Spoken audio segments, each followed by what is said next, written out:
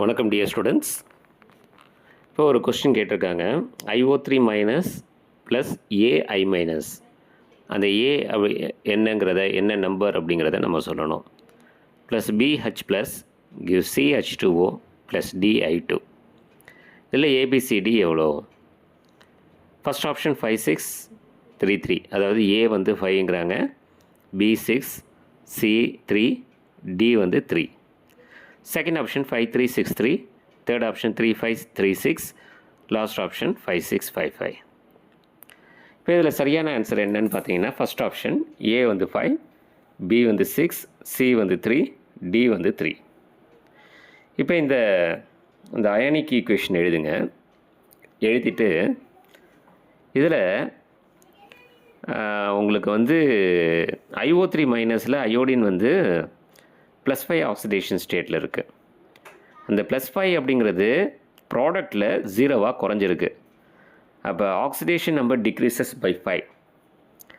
அடுத்தது ரியாக்டன் சைடில் I-, அதாவது -1, அதுலேருந்து 0வாக இன்க்ரீஸ் ஆகிருக்கு. இப்போ ஆக்சிடேஷன் நம்பர் இன்க்ரீசஸ் பை 1.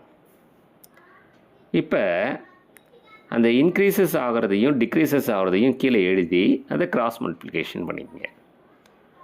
அப்படின்னு பார்த்தா IO3 minus plus 5I- plus H plus gives H2O plus I2. இதில் அயோடினை வந்து பேலன்ஸ் பண்ணுங்கள். இந்த பக்கம் இருக்கிற அயோடைடையும் அந்த பக்கம் இருக்கிற அயோடினையும். ஸோ அப்போ பார்த்தீங்கன்னா 6 அயோடைடு இங்கே இருக்குது, அங்கே அயோடின் வந்து 2 இருக்குது, அப்போ 3 சேர்த்துருங்க. இப்போ ரெண்டாவது ஈக்குவேஷனில் பார்த்தீங்கன்னா IO3 minus plus 5I- plus H plus gives H2O plus 3I2. இப்போ அடுத்தது என்ன பண்ணுங்கள், அந்த இதில் வந்து IO3 மைனஸ் ஆக்சிஜன் 3 இருக்குது.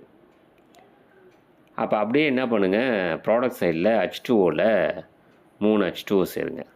அப்போ ஆக்சிஜன் 3 வந்துருச்சா? அந்த 3 H2Oவில் ஹைட்ரஜன் வந்து 6 இருக்குது. அப்படியே ஃப்ரண்ட் சைடில் ரியாக்டன் சைடில் H ப்ளஸ் வந்து 6 சேர்த்துருங்க.